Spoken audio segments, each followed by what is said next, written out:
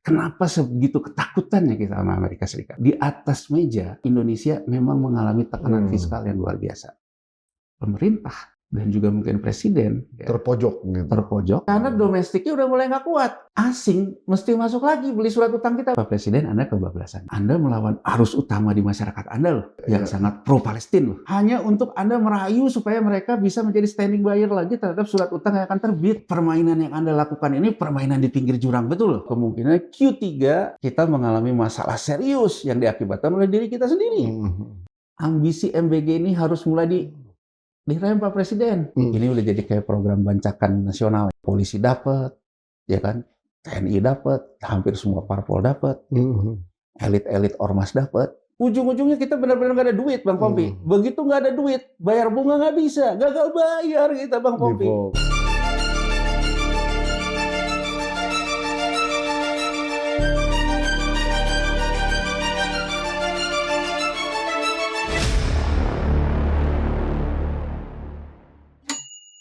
Bismillahirrahmanirrahim. Assalamualaikum warahmatullahi wabarakatuh. Sobat Forum yang luar biasa ya. Di bulan Ramadan ini gimana puasanya? Tetap semangat ya. Jangan kendor. Kita harus perbanyak yang namanya perbuatan baik karena bulan Ramadan berkahnya luar biasa banyak. Nah, kedaulatan ekonomi Republik Indonesia ini seperti apa ya sekarang ini? Karena kok kayaknya kita ini ditakut-takutin atau diancam ataupun juga ya dibilang begini, dibilang begitu, tiba-tiba langsung nurut aja sama Donald Trump. Nah, saya Pembida Hidayatullah di PhD 4K di acara kesayangan kita ini, podcast hanya di sini, kritis, kreatif, konsisten, dan kocak, ingin membahasnya tentunya. Walaupun di bulan Ramadan, rasanya tepat juga sih ngomong-ngomong masalah ekonomi, karena di ujung bulan itu biasanya ekonomi orang pada pusing semua, karena persiapan Lebaran. Nah, di studio sudah ada sahabat saya yang kalau masalah ekonomi pasti saya ajak ngobrol, yaitu Bung Yanuar Rizky. Apa kabar? Baik, ya. Gimana nih kita udah tanda tangan akhirnya nih ya? Ya, gini, pertama kalau kita bahas tentang isi perjanjiannya, saya rasa udah banyak yang bahas ya. Iya, dan kayaknya banyak yang istilahnya jarang ada yang langsung setuju gitu. Iya, dan jadi paradoks terhadap profil Prabowo Subianto sendiri, gitu. Yang selalu mengatakan bahwa sumber daya kita dibawa oleh asing, dan dalam pidato terakhir kan dia bilang kita nggak bodoh. Gitu ya. Nah ini kan kesannya jadi bahkan kedaulatan negara ini, kita negara besar, kita harus berani melawan. Nah, ini kan di samping tentang perjanjian tarif ada non tarif komitmen juga yang luar biasa kan, terkait misalnya kebebasan mineral kritis yang diekspor untuk dibuka untuk investasi, untuk investasi, bahkan Amerika bisa memiliki 100%. Betul. Gitu ya. Dan kemudian juga ekspor orenya juga dikecualikan, ya tidak perlu hilirisasi, gitu kan. Jadi sebetulnya Bang Pompi, seperti kita bahas terakhir gitu ya, bahwa sebetulnya ketika pertemuan pertama Prabowo dan Donald Trump, itu kan jelas sekali di Twitternya, di X-nya, Donald Trump mention tentang keleluasaan untuk Coopers ya, untuk tembaga, yang kita singgung juga bahwa itu dari tujuannya ya. Nah, saya ingin mulai dari testimoni Kevin Warsh. Jadi Kevin Warsh ini orang yang diajukan oleh Donald Trump, ya Presiden Donald Trump, untuk menjadi Chairman the Fed yang baru. Jadi Mei 2026 ini Jeremy Powell akan habis. Nah, Trump mengajukan Kevin Warsh namanya. Kevin Warsh sendiri bukan orang baru di the Fed, dia pernah jadi anggota board di tahun 2008 sampai 2011. Tapi yang menarik ketika dia di Kongres melakukan testimoni untuk, ya kalau di kita fit and proper. Beberapa dari Partai Demokrat mengatakan, wah Anda ini nggak independen, Trump sekali. Dua hal yang disoroti. Satu, dia pro terhadap penurunan secara masif suku bunga, seperti yang diinginkan oleh Trump. Tapi di sisi lain, dia menjawab tidak akan seperti dulu. Jadi kan kalau dulu, kalau the Fed itu menurunkan suku bunga rendah, maka kemungkinan besar the Fed itu akan mengucurkan likuiditas ke pasar. Benar. Kenapa? Terutama terkait dengan banyaknya surat utang pemerintah Amerika Serikat yang akan jatuh tempo. Seperti kita bahas di sini tentang revolving, kenapa harga emas naik. Nah menariknya, Warsh mengatakan di Kongres, ya suku bunga turun, Tapi normalisasi ini bahkan akan diteruskan. Jadi artinya The Fed terus mengurangi surat utang pemerintah Amerika Serikat. Jadi artinya harapan orang seperti misalnya ketika 2008, ketika Ben Bernanke, Chair The Fed waktu itu menurunkan suku bunga, kemudian juga dia membeli surat utang dari pelaku pasar, market participant, surat utang pemerintah Amerika Serikat, dia memberikan uang, jadi artinya memberikan pinjaman likuiditas ke pasar, pasar memberikan surat utang pemerintah Amerika Serikat. Sehingga dengan suku bunganya rendah, pasar akan cenderung membawa ini ke negara berkembang, emerging market.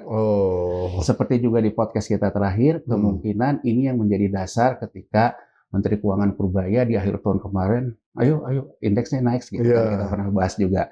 Dia punya keyakinan bahwa kelihatannya Amerika Serikat punya sinyal akan quantitative easing lagi. Ini terjawab Bang Pompi. Terjawab dari testimoninya Kevin Warsh. Dia bilang meskipun suku bunga turun, nggak akan ada QE lagi. Jadi seperti juga saya mention di podcastnya Bang Pompi terakhir, kemungkinan besar Amerika Serikat akan seperti Cina. Tidak akan terlalu memikirkan likuiditas negara lain. Punya egoisme, likuiditas akan berputar-putar di Amerika Serikat. Ini terkonfirmasi dari ucapan Warsh. Nah, ini dianggap berarti Anda ini ngikutin Trump banget menurut para anggota Kongres dari Demokrat. Ya, tapi kan kembali lagi Bang Pompi, saya katakan terakhir di sini. Amerika Serikat ini kadang-kadang dalam politik dalam negerinya penuh drama. Tapi keluarnya kompak. Iya. Pada akhirnya Kongres menyetujui itu Kevin Warsh dijadikan Chair The Fed, walaupun sekarang lagi menunggu persetujuan Senat ya. Karena kan di mereka ada 2 tahap, dari Kongres, dari Senat, tapi kemungkinan Senat juga akan setuju lah. Dan kemungkinan Mei akan jadi Chair The Fed. Ya. Nah, kalau kita lihat di situ Bang Pompi, menarik jawaban Kevin Warsh ketika ditanya bagaimana mengatasi persoalan surat hutang jatuh tempo yang besar di Amerika Serikat. Bagaimana juga membiayai defisit yang juga besar dari pemerintahan Trump. Yang pernah kita bahas juga bahwa trennya tentang belanja militer dan sebagainya. Kevin Warsh mengatakan bahwa pasar akan menyerap surat utang pemerintah Amerika Serikat. Karena dia bilang ekosistem bisnis AI. Kita garis bawah ini Bang Pompi, jawaban dia. Ekosistem bisnis AI dipastikan ada di Amerika Serikat. Betul. Nah, yang dikatakan ekosistem bisnis AI ini bukan ansih ada AI dari yang punyanya DeepSeek, bukan ansih itu. Tapi AI itu bahan baku utamanya itu kan chip. Chip itu semikonduktor. Semikonduktor itu bahan bakunya mineral kritis. Betul. Salah satunya copper yang paling tembaga ya, yang paling. Kalau copper sih nggak hanya semikonduktor. Ya banyak. Dia memang konduktor sebenarnya. Untuk elektronik ya copper ya itu core-nya. Kalau nggak ada termasuk copper industri juga. Dan makanya saya pernah katakan juga buat Cina, buat India, buat Amerika Serikat, penguasaan tembaga itu menjadi kunci industri mereka. Industrialisasi mereka itu di situ kuncinya. Jadi kurang lebih Kevin Warsh akan mengatakan kalau semua mineral kritis itu dikuasai oleh Amerika Serikat, maka dengan kata lain pasar akan datang sendiri karena masalahnya. Jadi intinya industrialisasi yang nguasain di hulunya kan jadinya. Di hulunya. Jadi ini persis apa yang dilakukan oleh era Presiden Nixon tahun 1971 Bang.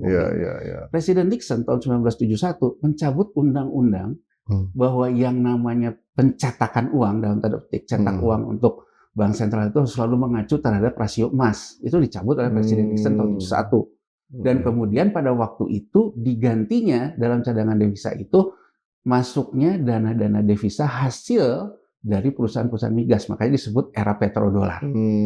Kurang lebih saya membacanya, Warsh mengatakan ke depan eranya era chip dolar lah. Jadi artinya tidak perlu menurut dia bahwa kita memberikan skema likuiditas quantitative easing. Nah, berangkat dari poin ini, Bang Pompi, ya sebelum kita membicarakan tarif dan sebagainya, perpanjangan Freeport. Bukan hanya soal perpanjangan Freeport-nya saja, tapi terkait dengan ekspor mineral kritisnya yang selama ini terkendala oleh aturan-aturan kita untuk terkait dengan hilirisasi dan sebagainya. Itu kita kelihatannya tunduk betul kepada kemauannya Amerika Serikat. Jadi kurang lebih menurut saya ini menunjukkan bahwa kita mengentertain apa yang diinginkan oleh Amerika Serikat. Nah sekarang kita lihat konteksnya Bang Pompi. Konteksnya di mana? Kenapa sebegitu ketakutannya kita sama Amerika Serikat? Ya, jadi gini Bang Pompi. Terakhir ya, kalau menurut saya isu yang terkait dengan MSCI itu bukan isu utama. Isu utama di atas meja bahwa Indonesia memang mengalami tekanan fiskal yang luar biasa. Bang Pompi, kemarin Menteri Keuangan Purbaya Yudi Sadewa baru press conference tentang APBN kita. Di Januari kita udah defisit 58 triliun. Ya. Saya agak berat nih mau ngomong apa nih. Jadi narik nafas saya paling bisa. Ya, ini kita sekarang harus dengan jujur mengatakan apa masalah kita, Bang Pompi.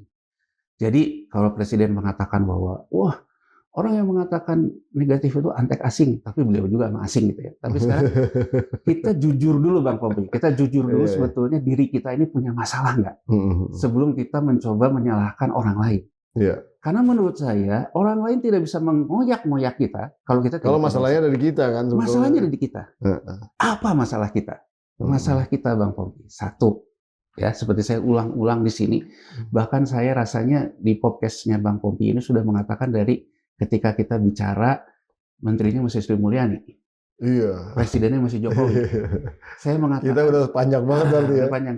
Saya udah mengatakan Indonesia di 2025, 2026, 2027 mengalami hutang jatuh tempo yang besar. Rata-rata per tahunnya 850. Betul. Ya kan? Kemudian ini sekarang ini. Saya juga mengatakan sejak lama bahwa Indonesia mengalami rusaknya struktur ekonominya terkait dengan daya belinya. Dengan fenomena makan tabungan.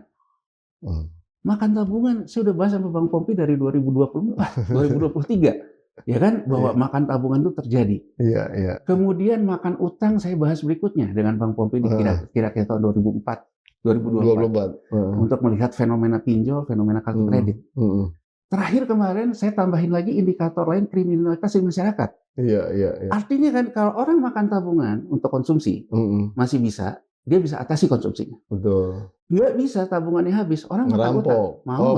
Utang dulu, utang dulu kan maut. Kalau ngutang aja udah nggak punya plafon, rampok. Betul. Ya kan, ini kan indikator mikro alert. Jadi Mas Bang Pompi, kita lihat nih, ada mikro alert yang tidak terkait dengan Amerika, tidak terkait dengan segala macam, adanya dalam tubuh kita.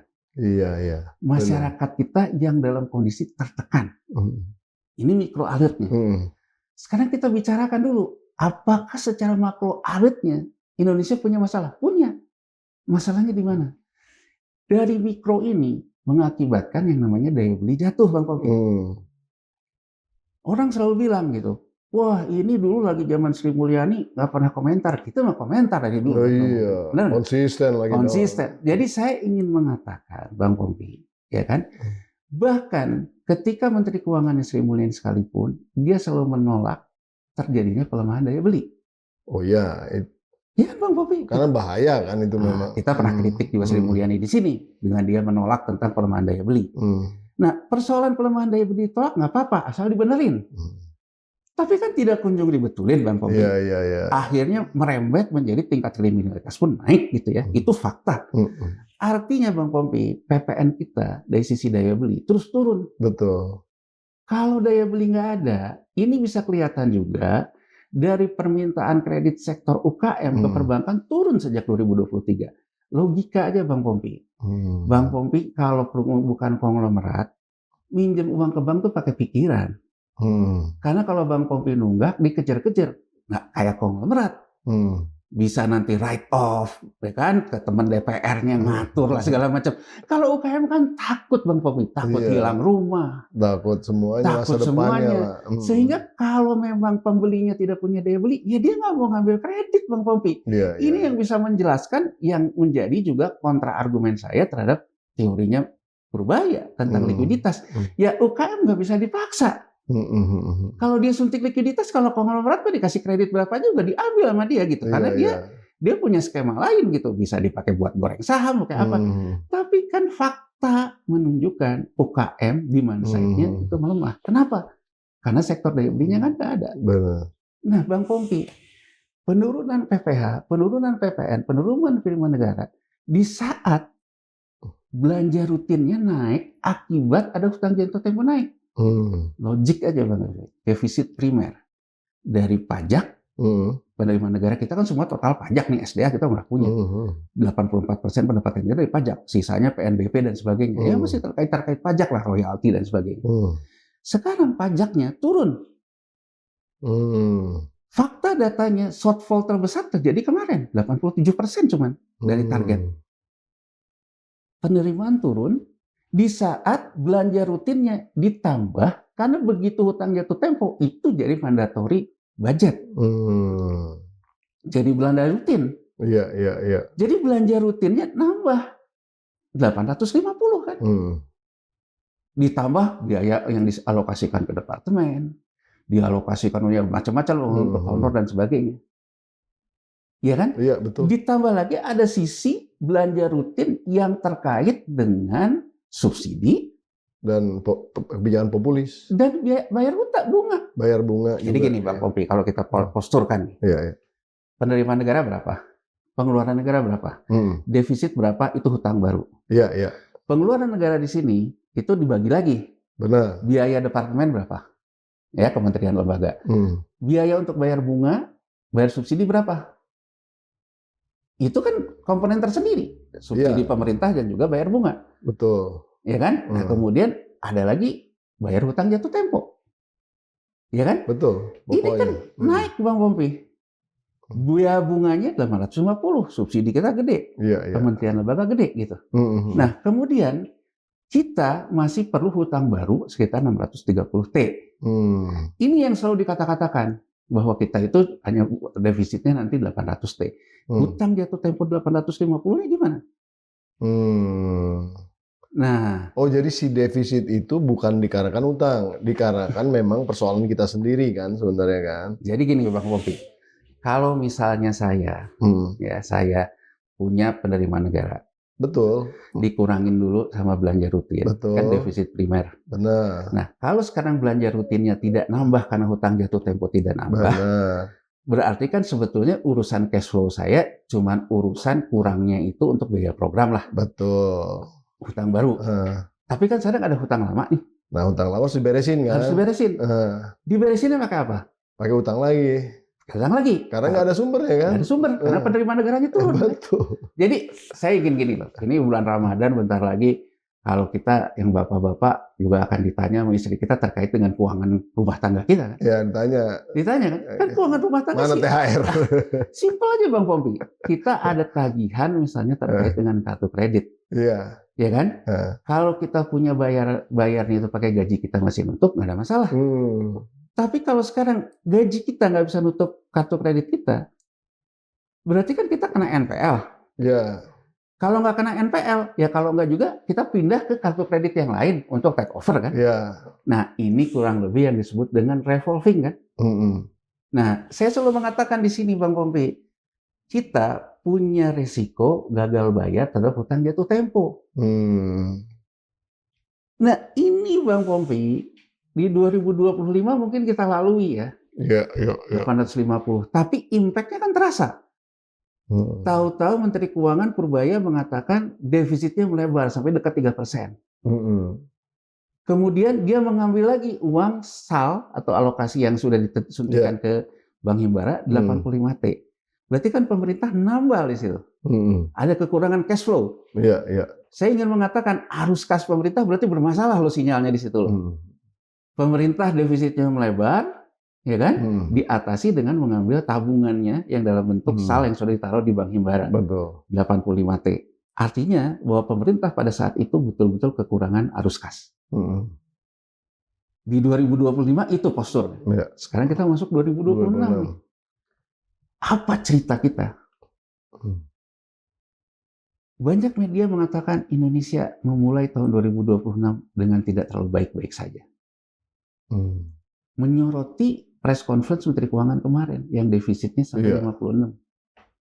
Nah, ada sebelum Menteri Keuangan merilis APBN kita, Menteri Keuangan dan Gubernur BI sepakat untuk melakukan penukaran hutang pemerintah yang jatuh tempo sebesar 173,4 triliun yang dipegang oleh BI akan ditukar secara bilateral oleh surat utang treasury stock dari Kementerian Keuangan, tapi lewat mekanisme pasar sekunder. Artinya gimana Bang Popi?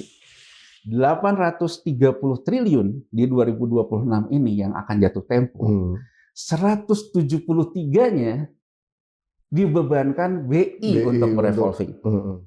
Artinya apa? BI mengambillah dari pasar surat utang pemerintah yang akan jatuh tempo, beli ambil. Kemudian karena jatuh temponya di tangan BI, pemerintah bayarnya ke BI pakai treasury stocknya pemerintah. Treasury stocknya dari mana? Ya mungkin pemerintah ada yang belum terserap di pasar perdana, tapi bukan mekanisme pasar perdana nih. Karena saya juga perlu jelaskan di sini, banyak juga yang nanya ke saya, kan nggak boleh dong kalau di pasar perdana. Bukan. Saya udah baca rilisnya. Rilisnya mekanisme pasar sekunder. Artinya apa? Tapi kan itu sebenarnya nggak susah ngaturnya. Ya, ngatur. Tapi Bang Pompi, saya ingin memberikan lagi sinyal lainnya apa? Surat utang lelang kemarin, ORI nih, yang obligasi retail Indonesia, nggak laku 5,7%. Artinya kita sudah tidak punya lagi standing buyer di domestik pun udah nggak punya, Bang Pompi. Serapannya kemarin baru 57%. Alasannya katanya karena imbal hasilnya terlalu kecil, 5,7%. Imbal hasil soal lain. Dan menurut saya logik saja sih. Padahal itu kan yang paling aman logikanya kan. Kalau misal dalam kondisi kayak gini kan. Tapi orang kan harusnya lari ke situ. Kalau Bang Pompi sekarang orang yang punya uang, Bang Pompi kita ada opsinya lebih banyak. Kita nggak usah basa-basi deh. Bang Pompi lebih percaya rupiah apa dolar saat ini? Ya emas lah. Dua, orang percaya dolar, percaya emas. Begitu orang mengalihkan, orang yang punya uang, punya likuiditas, mengalihkan yang namanya tabungan rupiahnya ke tabungan falas, meskipun di perbankan domestik, itu sudah capital flight, Bang Pompi. Benar, ini yang disalahpahamkan banyak orang. Itu udah capital flight. Artinya, begitu dia lebih memilih memindahkan rupiahnya ke US dollar dibandingkan membeli surat utang pemerintah yang 5,7%, ekspektasinya dua. Karena dia melihat US dollar kemungkinan terhadap rupiah akan terus menguat, melebihi angka 5,7 tadi, Bang Popi. Iya. Kita bicara dulu skema, walaupun kita lagi puasa nih, kata orang kegigilan mah riba nih. Tapi ya wajar-wajar saja kalau orang memberikan sebuah perkiraan. Kalau misalnya nanti di Juni rupiahnya ke 18.000, ngapain saya beli 5,7 ke 17.500 saja sudah berapa untungnya, kan kurang lebih begitu.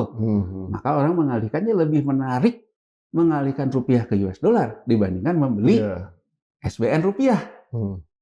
Sisi lain, orang yang lihat lagi, waduh emas kok kayak gini ya, mengalihkan ke emas. Artinya SBN ori retail itu menghadapi orang-orang yang punya uang di domestik, menghadapi pengalihan portofolionya ke US dollar dan ke emas. Nggak ada pasarnya. Dengan kata lain, Bang Pompi, kebutuhan defisit yang sekitar 630 triliun, kebutuhan untuk merevolving surat utang lama 830, total sehingga 1.500-1.600, sinyal pertamanya di domestik udah nggak ada standing buyer-nya. Ya kan Bang Pompi? Yang bisa diatasi sekarang oleh BI dari 830 itu baru 173. Iya. Kalau pemerintah mau ngabisin semua saldo anggarannya, salnya 400 triliun, masih kurang juga. Ini kenapa Moody itu memberikan outlook-nya jadi negatif. Karena pada dasarnya arus kas Indonesia, pemerintah Indonesia, arus kasnya tidak cukup.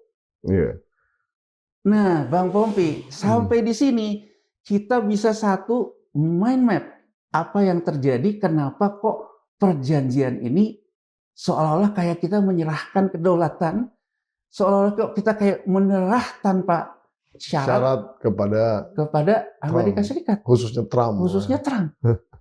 Saya membacanya gini, Bang Pompi. Saya membacanya pemerintah dan juga mungkin presiden terpojok, tersudut. Satu sisi isunya ditekan terus, tapi di sisi lain ini bukan. Tapi kan tadi kan sebentar, persoalannya ada di dalam nih. Kita nggak bisa beresin nih yang di dalam. Artinya kan sebenarnya kita terpojok, tapi kan persoalannya di dalam. Emang Amerika mau ngapain, kalau bisa ngapain ngobok-ngoboknya? Mungkin itu dulu ya? Iya, itu poin. Pertama, kalau kita ingin realistis dan nasional, kan belanjanya yang dikurangin, Bang Pompi. Betul, kalau itu. Artinya kan ini kritik orang tentang MBG. Betul. Tentang segala macam. Kan kalau kita lihat kemarin rilis APBN kita Januari, MBG ini cash terus loh tiap hari loh. Berarti kan arus cashnya itu jalan terus, sementara pemerintahnya sendiri masih cari duitnya loh. Ini kan luar biasa jadi beban loh. Iya. Jadi kan sebetulnya ini yang bisa meningkatkan resiko gagal bayar kan, karena terlalu memprioritaskan ke MBG. Betul.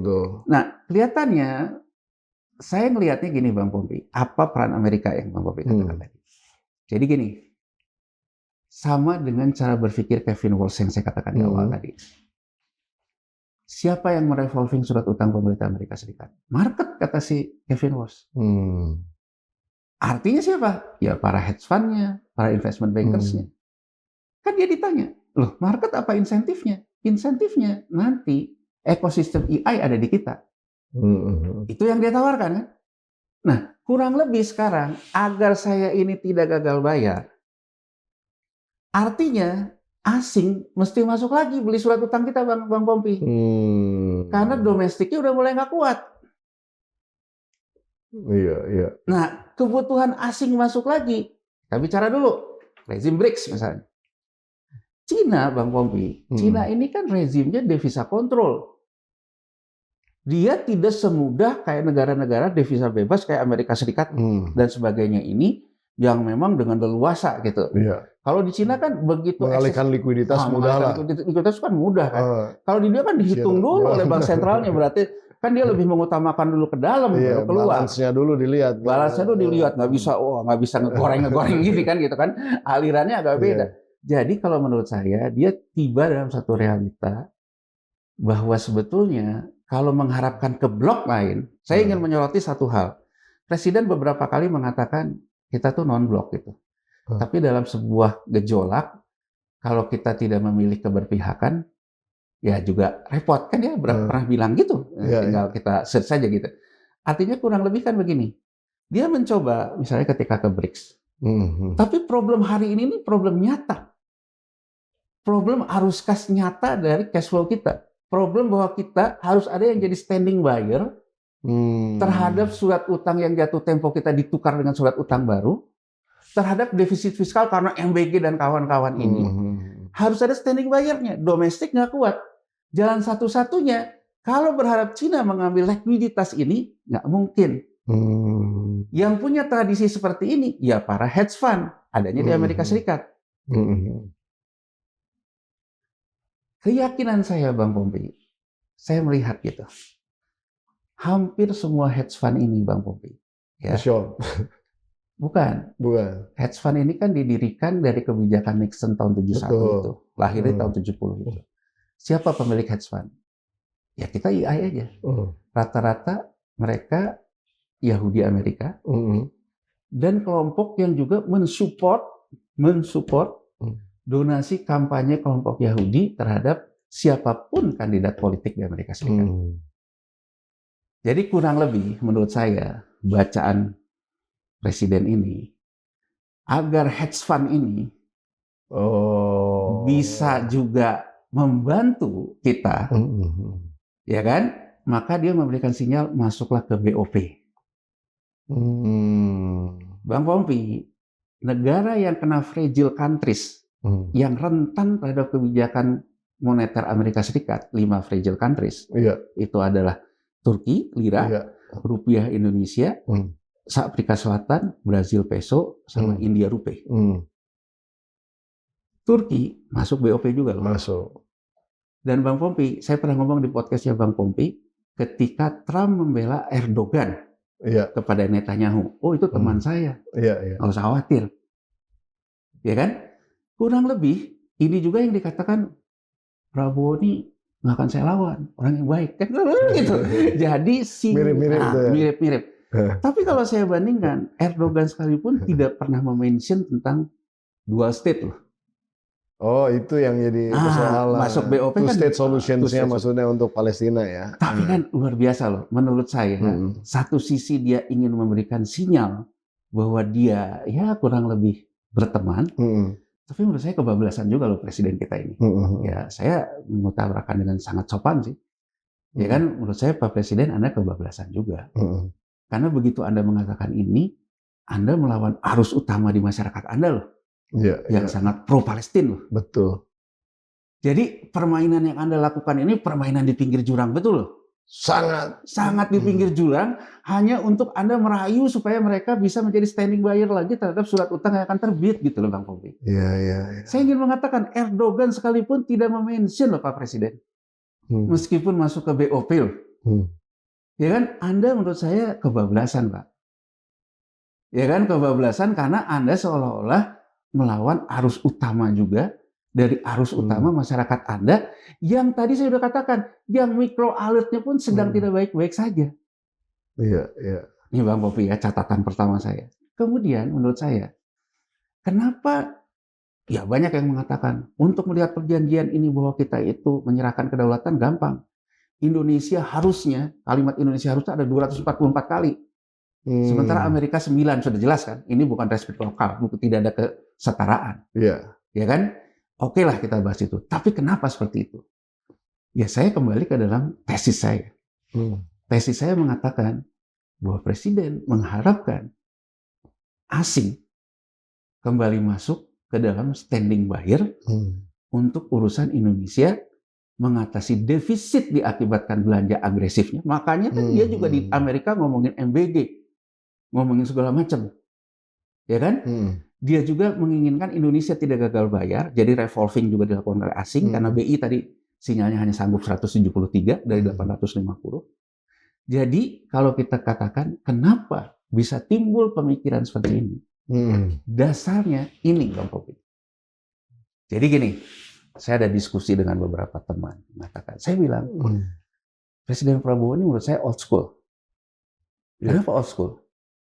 Jadi dia masih, jadi di chambernya Amerika Serikat, Bang Pompi, dia mengatakan Indonesia ini patut berterima kasih ke Amerika Serikat. Dia mention tahun 1960 loh, Bang Pompi. 1960 kita tahu geopolitiknya tentang komunisme dan sebagainya. Kan? Jadi itu kan sebetulnya sinyal bahwa dia sudah balik badan total loh. Ya kan, balik badan total dari konsepsi ketika dia parade militer sama Cina dan sebagainya. Dan menurut saya gitu ya, artinya di pasca perang ideologi itu, emang Amerika kemudian banyak memberikan bantuan kan kepada negara-negara yang melawan ideologi komunisme. Kan kurang lebih kan begitu ya Mbak Mufi ya. Tapi saya merasa bahwa dia old school nih. Karena dia menganggap bahwa macro alert, resiko bahwa kita itu tidak punya likuiditas dan beresiko gagal bayar kayak Meksiko tahun 78, dia cegah dulu di depan kurva Bang Pompi. Sebelum terjadi, saya potong dulu. Ngomong deh sama bandarnya kurang lebih gitu. Sebelum terlambat misalnya kayak dulu Soeharto. Soeharto kan dulu sempat juga tegas terhadap IGGI dan sebagainya. Walaupun pada akhirnya tunduk juga ke Kamdesu. IMF gitu ya. IMF, betul. Saya lihat dia belajar dari situ. Daripada diserang duluan, lebih baik saya depan kurva salaman duluan. Kedua, terkait dengan micro alertnya, old school juga. Beliau menganggap kalau semua kekuatan politik sudah dirangkul dan dibagi lewat proyek MBG dan sebagainya ini, kan bahkan PDIP yang partai oposisi pun kan dari data yang muncul kan punya dapur juga Bang Bobi.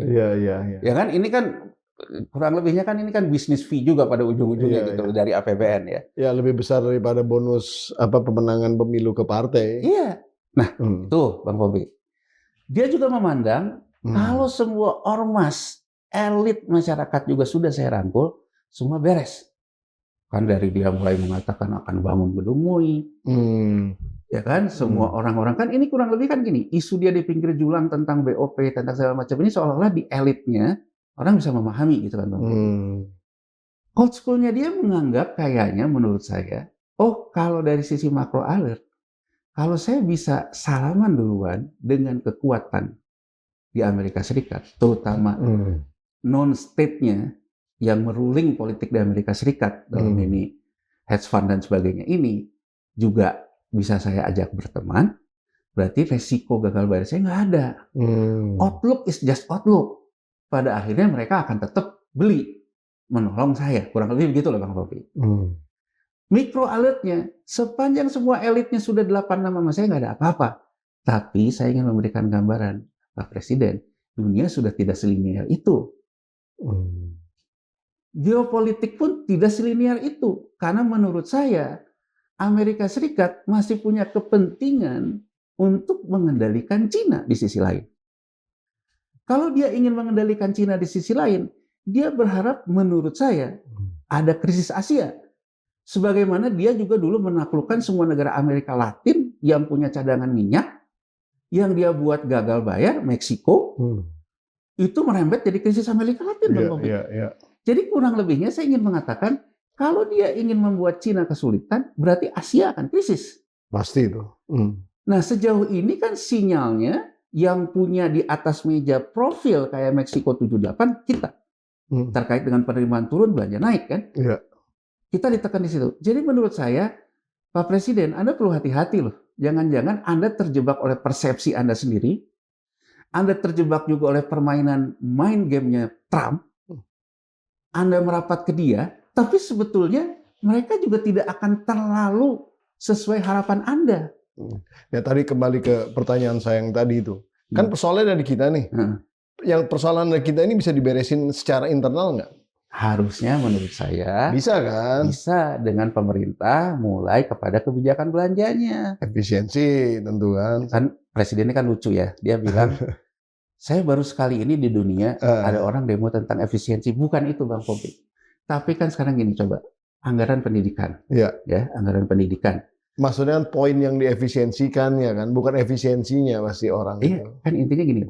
Coba Bang Popi perhatiin ya.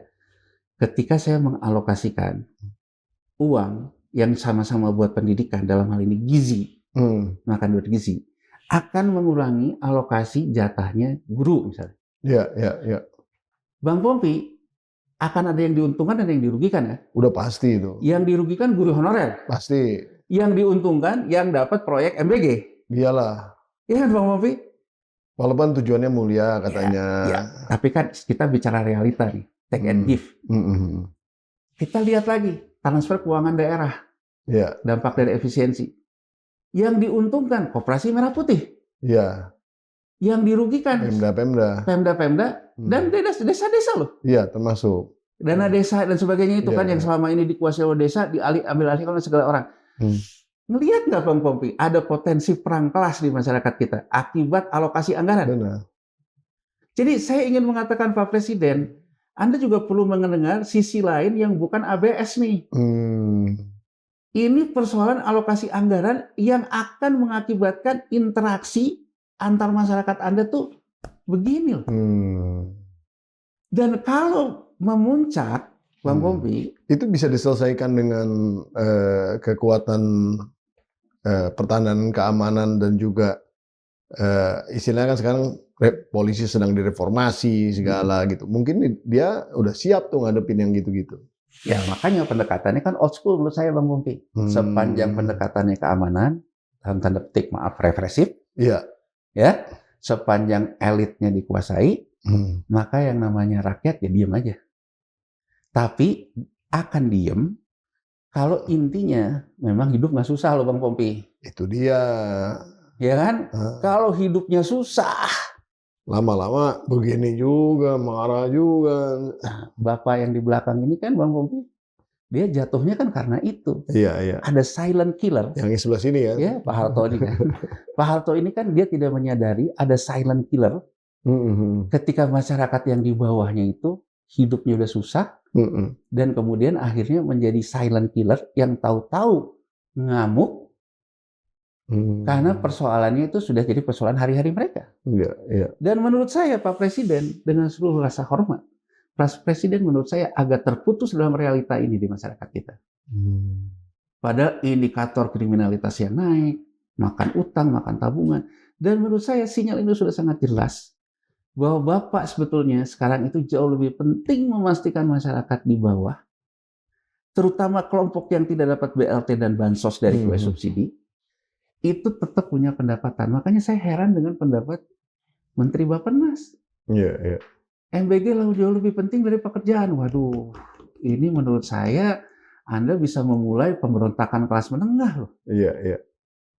Jadi saya ngelihatnya Bang Popi ya, old school tadi, micro alert ini. Jadi kalau Bang Popi tanya, bagaimana sih kita mengatasi masalah ini secara internal? Ini micro alert dalam konteks posisinya mikro. Tapi kan ini kan keseragaman. Artinya bukan, maksudnya di mana-mana di seluruh Indonesia kan kejadian alertnya. Jadi sebenarnya makro juga dong sebenarnya. Ya tapi dari sisi mikro. Isunya kan? Mikro. Dari sisi mikro. Dari sisi mikro. Kalau makro kan dari posisi surat utang pemerintah, fiskal, moneter. Itu maksudnya bedanya. Makro kan. Kalau ini kan dari mikro, dari masyarakatnya.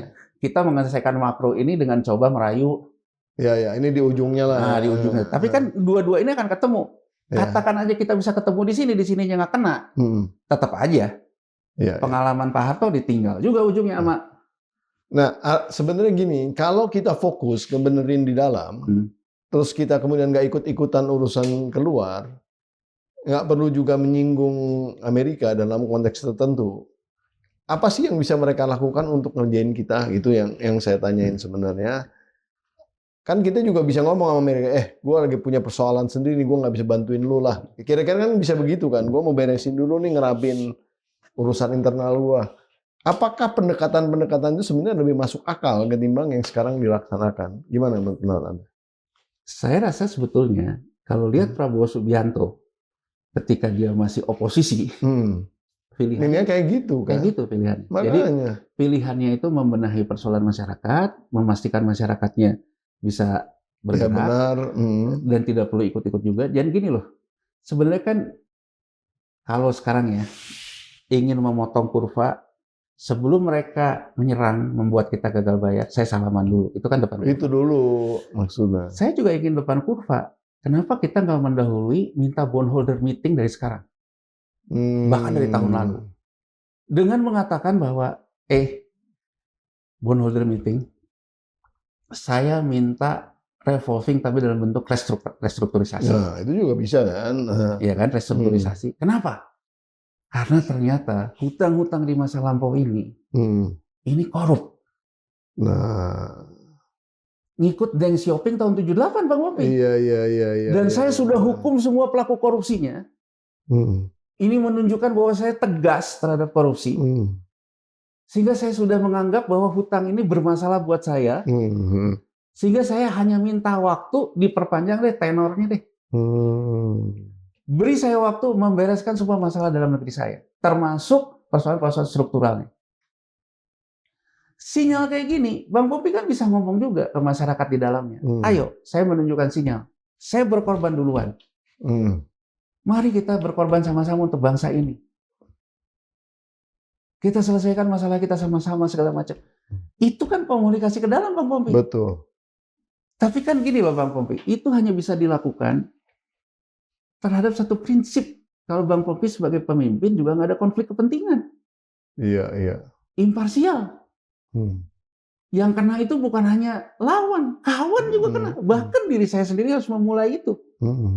Kalau bicara dari perubahan kultur yang dilakukan Xiaoping kan itu Bang Popi. Iya, benar. Dia memberikan sinyal yang tegas. Saya memulai dari diri saya sendiri kan. Bahkan dimulai dari geng 4-nya Partai Komunis Cina itu yang salah satunya istrinya Mao Zedong kan. Terlepas perseteruan antara Xiaoping sama Zedong.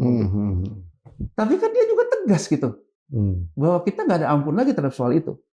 Nah kita, mohon maaf, kita ini kebanyakan ngomongnya di pidato, penyelesaiannya nggak jelas gitu loh Bang Popi. Kemudian kita baca juga, ini sebetulnya penguatan negara, hostile takeover Gini loh Bang Popi, mohon maaf kata ya Pak Presiden dengan segala rasa hormat. Setiap yang diambil alih menjadi negara itu, kemudian pemimpinnya kalau nggak alumni Tidar, alumni Akpol, alumni TN. Mohon maaf nih, kita ngomong apa adanya aja Bang Popi. Iya. Karena orang juga melihat di situ. Ini hostile takeover dalam kroni, atau hostile takeover yang memang dilakukan betul-betul untuk penguatan negara. Kita bisa berdebat di situ. Termasuk kita bisa berdebat. Kalau kita tanya kepada Presiden Prabowo, pasti langkah yang dia lakukan dengan Amerika ini mencegah krisis. Dan itu untuk apa? Untuk bangsa ini, untuk negara ini. Tapi kita juga bisa berdebat. Untuk bangsa ini, untuk negara ini, atau pragmatisme kekuasaan Anda. Kan kita bisa berdebat di situ Bang Popi. Iya. Dan menurut saya perdebatan ini tidak haram kalau kita ingat tahun 1930 antara Soekarno yang masih muda, Bung Karno, Bung Hatta, Tan Malaka, Sultan Syahrir, mereka berdebat soal ini. Nggak ada masalah soal ini. Tentang pilihan-pilihan kita terkait dengan bangsa, dengan negara, tapi kita harus clear. Iya. Tidak ada konflik kepentingan di situ. Bukan urusan Anda, tapi urusan negara. Nah sekarang kan kalau dialog saja sudah ditutup, orang yang kritik itu antek asing, sehingga akhirnya presiden sendiri dibalas oleh oleh Tempo, bahwa presiden sendiri punya antek asing di sekitarnya, menjadi lucu negara ini. Kita jadi kayak berantem sendiri Bang Popi. Yang dimulai oleh kepada yang namanya komunikasi yang gagal loh menurut saya. Iya. Jadi kembali kepada Bang Popi tadi, kalau Presiden Prabowo kembali menjadi dirinya seperti yang dia tampilkan, ketika dia masih oposisi dan sebagainya, menurut saya itu tidak akan terjadi loh. Yang terjadi itu kita akan melihat sebetulnya penguatan petani, penguatan segala macam. Ya sekarang kalau ditanya Bang Popi, petani akan dikuatkan lewat apa? Koperasi Merah Putih. Tapi Koperasi Merah Putih isinya ya kita tahu-tahu lah, bagi-bagi aja kan akhirnya bagi-bagi anggaran kan. Jadi ya saya ingin mengatakan harusnya kalau kita mau memulai ke sana, ya kita bisa juga memotong di depan kurva, kita minta bondholder meeting. Ini persoalan hutang lama kita ini berat buat kita saat ini. Persoalannya satu, saya harus memperbaiki struktur ekonomi. Memperbaiki struktur ekonomi ini, saya tidak bisa juga dibebani oleh hutang jatuh tempo itu. Saya menawarkan hutang jatuh tempo ini diperpanjang tenornya. Kenapa saya memperpanjang? Bukan saya tidak mau bayar. Tapi ini tuh dulu dampak korupsi. Bahkan kalau bisa ya kita minta haircut. Karena di masa lalu nih soal korupsi dan sebagainya dan sebagainya. Tapi kan susah Bang Popi, keberanian ini kan nggak ada. Bahkan kan WUS aja sekarang ditarik ke APBN.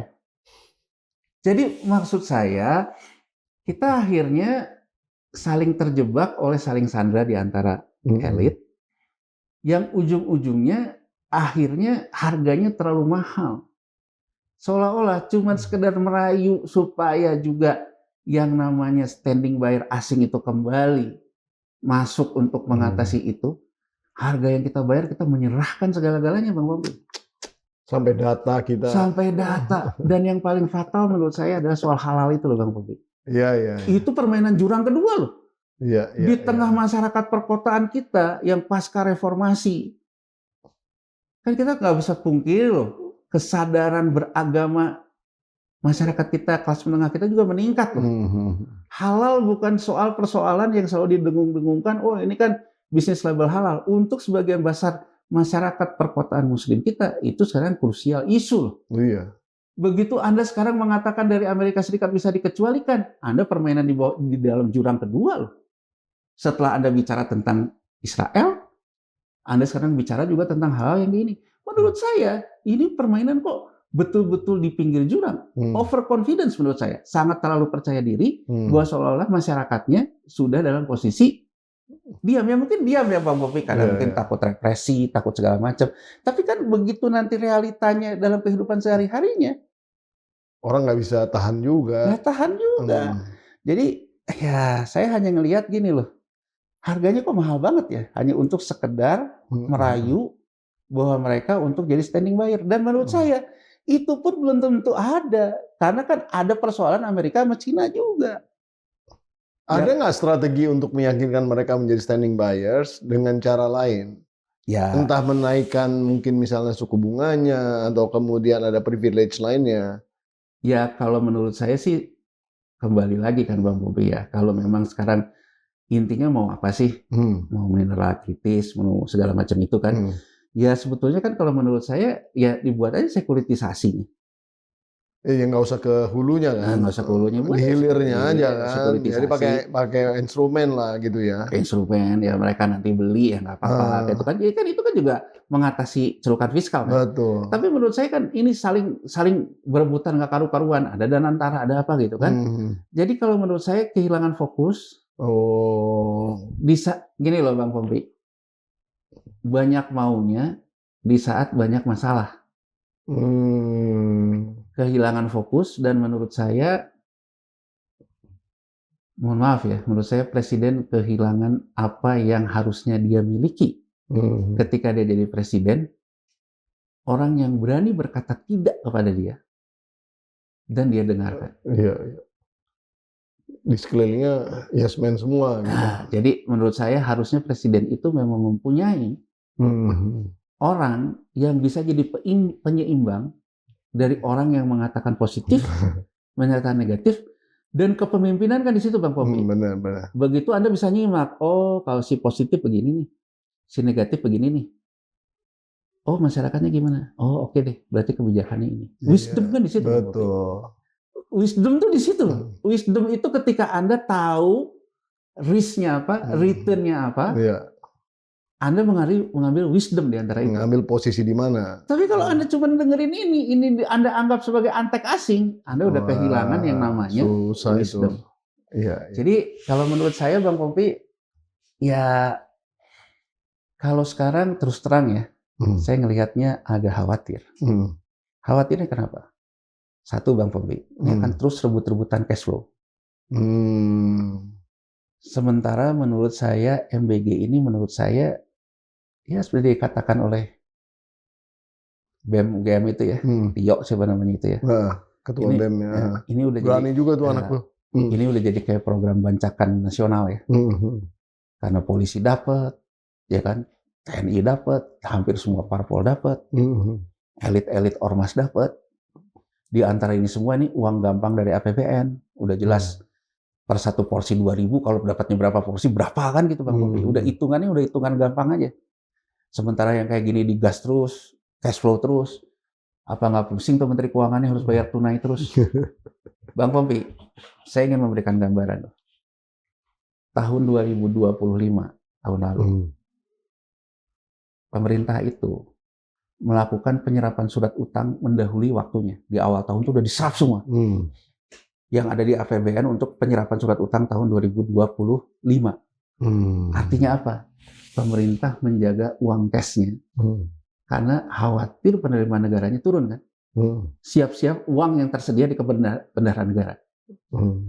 Sinyal pertama kita, untuk yang sesuai waktunya aja, ori kemarin, baru 57%.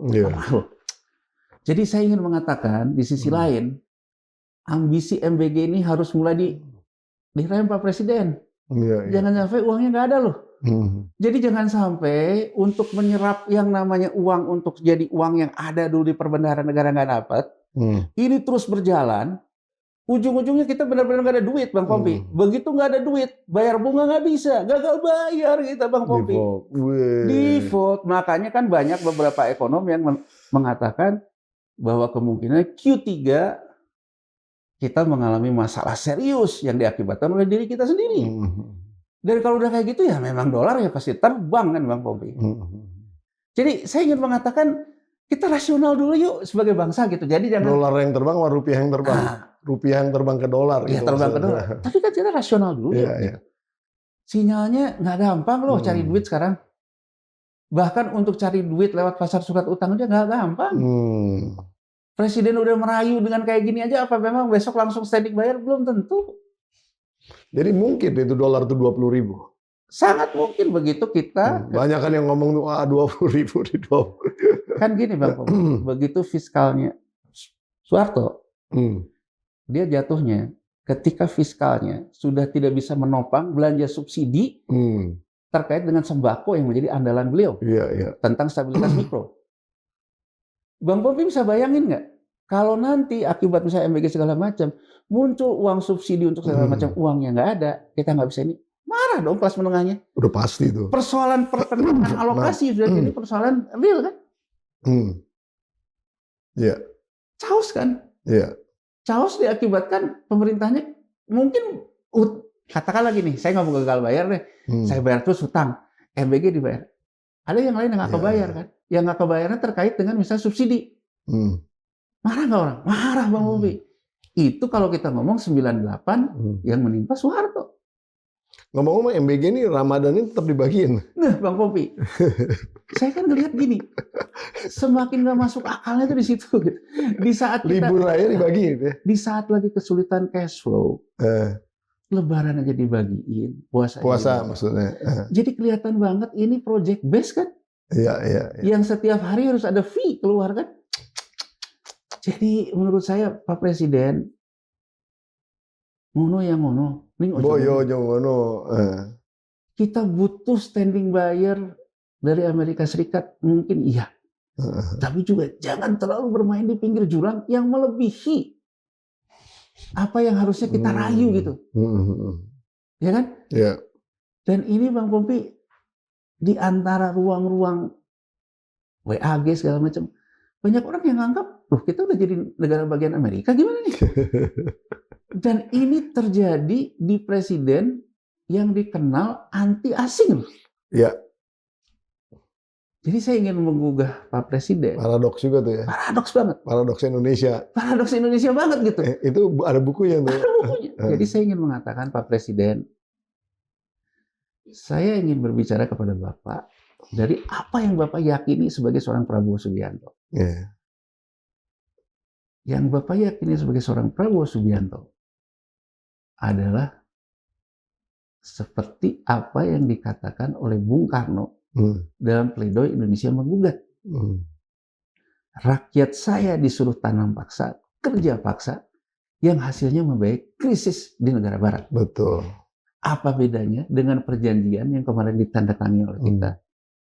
Rakyat kita dipaksa menerima limbah kotor mineral kritis, dipaksa segala macam, untuk yang hasilnya untuk membawa krisis negara barat. Kata Bapak, kita bukan bangsa yang bodoh, yang dimanfaatkan asing. Jadi saya ingin mengatakan Pak Presiden, kritik saya adalah kritik yang disampaikan oleh Prabowo Subianto juga. Jadi menurut saya, terlepas apa yang dikatakan Indonesia, udahlah kita nggak usah berhalusinasi. Kita lihat kepada realita yang ada. Kalau persoalannya kita takut terhadap gagal bayar, terhadap segala macam, kita realistis dulu. Rem belanja yang nggak penting dulu. Kita lalui sampai tahun 2027 Bang Pompi, karena yang beratnya sampai 2027. Yang penting kita bisa selesaikan semua masalah ini. Fokus. Gak usah ngomong kemana-mana, fokus dulu deh. Kita terangkan ke masyarakat yang mungkin kita daripada menghadapi krisis yang lebih besar, ya sekarang APBN perannya agak sedikit berkurang karena kita mengatasi warisan beban-beban masa lalu. Saya memilih ini karena saya juga ingin menghargai pemerintahan sebelumnya. Daripada kita ribut-ribut, lebih baik saya selesaikan. Tapi mari dampaknya kita rasakan sama-sama. Tapi semua merasakan berkorban sama-sama gitu loh Pak Pompi. Iya. Jangan yang susah siapa yang senang siapa gitu loh. Nah kalau ini diatasi, fokus belanja dikurangin, terkait dengan kita fokus dulu supaya nggak gagal bayar. Yang penting-penting dulu deh yang kita bayar gitu. Ya kan mungkin MBG ya kita coba sesuaikan dan sebagainya. Terkait dengan ekspansi kita bisa lakukan sekuritisasi.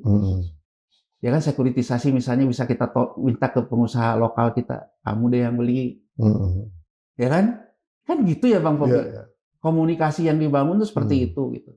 Jadi kalau menurut saya alih-alih mencegah krisis, ini bisa memicu krisis loh Pak. Iya. Terutama kalau ternyata tidak sesuai yang diharapkan, udah merayu sedemikian hebatnya. Ternyata juga nggak datang nih standing buyer-nya nih. Karena mungkin dia lebih menginginkan juga Asia krisis lebih bisa diatur lagi. Nah, lebih bisa diatur lagi. Padahal sudah memberikan segala macam. Ujung-ujungnya yang dari mikronya amok. Benar. Ya kan? Ya. saya percayalah mungkin Presiden. Mirip-mirip lagi nih sama yang di belakang ini. Dan Pak Presiden, kalau yang di belakang ini kan orang selalu bilang, yang salah orang sekitarnya. Gitu ya. Jadi kan orang selalu bilang gitu. Dan pengalaman yang di belakang ini, orang sekitarnya yang lari duluan tuh Pak Presiden. Ketika terjadi sesuatu ya. Jadi artinya ya Anda menurut saya kembali harus menjadi orang yang rasional. Tapi ya balik lagi sekarang kita kembali ke masyarakat ya Bang. Kita melihat pemimpin kita kayak gini. Saya selalu ditanya gitu, terus masyarakat harus gimana gitu. Susah saya untuk tidak mengatakan bahwa masyarakat harus menghedging dirinya dengan baik. Artinya susah saya untuk tidak mengatakan kalau orang yang masih punya uang menghedging ketidakpastian ini ya dengan ya sorry to say gitu. Kalau gini ceritanya susah untuk kita mencegah orang kemudian rame-rame pindah ke emas. Sementara pindah ke dolar ya. Terutama kalau negara bangsa kita kebanyakan pindah ke emas sih Bang. Terutama kelas-kelas bukan konglomerat ya, tapi orang kaya gitu, tapi bukan juga konglomerat gitu. Kan mereka punya kepercayaan yang turun-temurun. Orang tuanya kalau kayak gini juga ngumpulin emas gitu loh, emas perhiasan segala macam itu. Kan kalau begitu dia menggeser likuiditasnya ke emas, itu menjadi likuiditas mati sebetulnya untuk perekonomian, Bang Popi. Betul. Gitu loh, likuiditas mati dalam perekonomian karena memang tidak bisa jadi dana pihak ketiga. Itu dia bisa makanya kenapa nggak heran Moody juga memberikan outlook negatif terhadap 4 bank himbara dan juga BCA. Karena kan mereka yang rata-rata diandalkan untuk standing buyer terhadap surat utang pemerintah. Ketika dia menurunkan outlook negatif pemerintah, 4 bank himbara dan BCA ini juga turun karena mereka yang pegang banyak SBN juga Bang Pompi.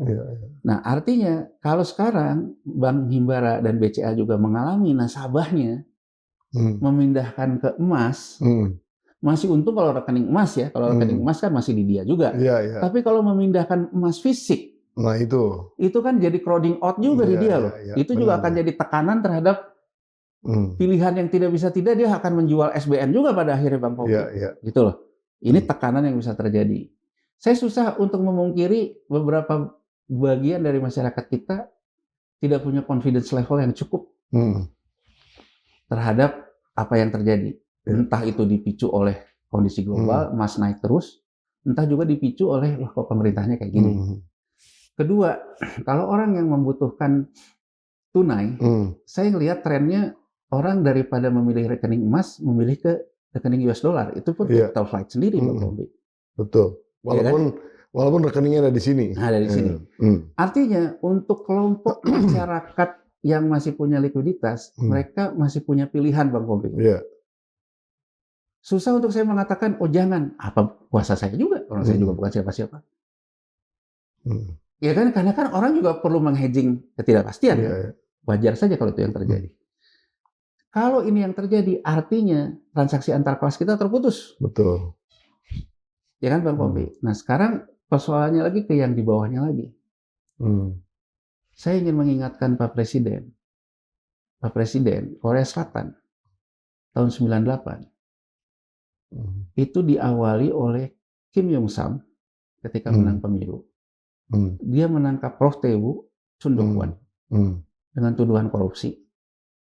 Dan Chaebol yang mensponsori kemenangan Kim Yong Sam ngegigit para Chaebol yang sebelumnya. Kemudian saling gigit Chaebol dan saling gigit elit ini sama-sama memanfaatkan alokasi dana pensiun dan BPJS untuk persoalan saham-sahamnya. Begitu PHK terjadi, kelas menengahnya mau narik dana pensiun, dana BPJS nyangkut karena harga sahamnya jatuh. Pak Presiden, saya ingin mengingatkan ini loh, walaupun sekarang ini kesannya tidak tampak, tapi terasa. Sebetulnya ada saling gigit loh antar beberapa oligarki, ya kan? Ya saya nggak bisa kemukakan, tapi itu terasa. Saling gigit antar sesama oligarki, saling gigit juga antar beberapa elit. Dan menurut saya, ini permainan sebetulnya pada akhirnya dinikmati loh oleh yang namanya hedge fund. Hedge fund itu kan definisinya hedging. ngamanin buat ajak gitu. Semakin tidak pasti, semakin cuan buat hedge fund. Iya, iya. Jadi Anda harus punya dulu paradigma yang clear bahwa hedge fund menyenangi ketidakpastian loh. Karena itu jualannya dia. Itu jualannya dia. Di tengah ketidakpastian dia memberikan kepastian. Memberikan kepastian. Itu dajal banget nggak sih? Jadi maksud saya, Anda sekarang mencoba negosiasi dengan orang yang mengelola yang ketidakpastian. Dajal banget, gitu kan. Berharap kepastian. Menurut saya, belajarlah dari Korea Selatan 98. Bung Yanuar, terima kasih banyak. Waktu nggak terasa nih, tapi ini luar biasa analisanya. Ya mudah-mudahan podcast kita. Ya mudah-mudahan juga bisa diterima dengan hati terbuka ya. Kalau presiden dan yang berkuasa nonton kita ya. Kita kan sebaik-baiknya mengingatkan, ya mengingatkan itu sendiri. Karena kita bukan siapa-siapa, Bang Kompi. Betul. Baik, terima kasih Bung Yanuar sekali lagi udah hadir di studio ini. Nah, itu tadi Yanuar Rizky sudah membahas tentang ya situasi ekonomi Indonesia dari mulai awal tahun ini ya menuju ke tentunya ke pertengahan tahun. Tapi juga ternyata apa yang disimpulkan juga di sekitar Q3 ini juga tidak kelihatan akan membaik. Namun demikian tentu langkah-langkah yang diambil oleh pemerintah juga kalau dikritik ya mohon diperhatikan gitu. Apa sih sebenarnya landasan kritiknya? Kalau masuk akal kan itu sebetulnya obat di dalam konteks persoalan-persoalan yang memang ada di depan mata kita. Kadang-kadang kalau kita mendengarkan orang-orang terdekat kita, semuanya mungkin ya ngomongnya baik-baik saja. Tapi kadang-kadang kita perlu mendengarkan orang-orang yang di luar sana. Seperti Churchill. Churchill ketika akan terjadinya serangan Jerman ke Inggris pada saat itu, yang dia lakukan dia turun ke underground dan kemudian menanyakan kepada seluruh penumpang-penumpang di underground itu, apakah kita harus melawan Jerman atau nyerah kepada Jerman? Jawaban dari penumpang di underground itu semuanya mengatakan bahwa kita harus lawan. Dan disitulah Churchill kemudian mempunyai keyakinan bahwa rakyat Inggris mau melawan. Yang akhirnya terjadi D-Day dan dimenangkan oleh Inggris. Tentu dengan berbagai macam strategi yang jitu juga. Tapi artinya suara dari rakyat ini memang harus didengar. Suara kritis terutama harus didengar. Karena pada saat itu hitung-hitungan militernya jelas Jerman di atas angin. Nah, ini kondisinya hampir mirip sebetulnya dengan apa yang disampaikan Bung Yanuar tadi tentang kondisi Indonesia. Jadi, apakah kita harus kemudian menyerah kepada Amerika begitu saja? Jangan-jangan rayuan-rayuan karena kita menyerah ini justru malah kita ditekan lagi. Nah, inilah suatu kajian bagi kita semua tentunya untuk melihat ya terutama di bulan Ramadan ini biasanya kita berpikir lebih jernih dan anggaplah podcast ini sebagai sesuatu di dalam konteks mengingatkan watawasobil haq watawasobil marhamah, saling mengingatkan dalam kebenaran, saling mengingatkan dalam kesabaran dan saling mengingatkan dalam kasih sayang. Intinya kita tidak lebih tidak kurang bahwa kita ingin Indonesia menjadi negara yang lebih baik seperti apa yang dicita-citakan oleh semua pihak tentunya dan juga Presiden Republik Indonesia Prabowo Subianto. Nah, itu pesan dari kami. Nonton terus PhD 4K, podcast hanya di sini, kritis, kreatif, konsisten dan kocak. Saya Pembida Hidayatullah harus undur diri karena akan waktu juga. Nah, coba jangan lupa subscribe, nonton lagi ya. Karena kita perlu viewers, dukungan viewers ini menjadi penting. Kasih komen kalau perlu, kalau ada hal-hal yang kurang gitu ya. Dan misalnya ada topik yang kalian ingin kita bahas juga, nanti kita akan lihat bagaimana kita bisa menampilkan narasumber-narasumber yang luar biasa di PhD 4K. Sampai di episode berikutnya, kami undur diri. Wassalamualaikum warahmatullahi wabarakatuh. Waalaikumsalam. Luar biasa.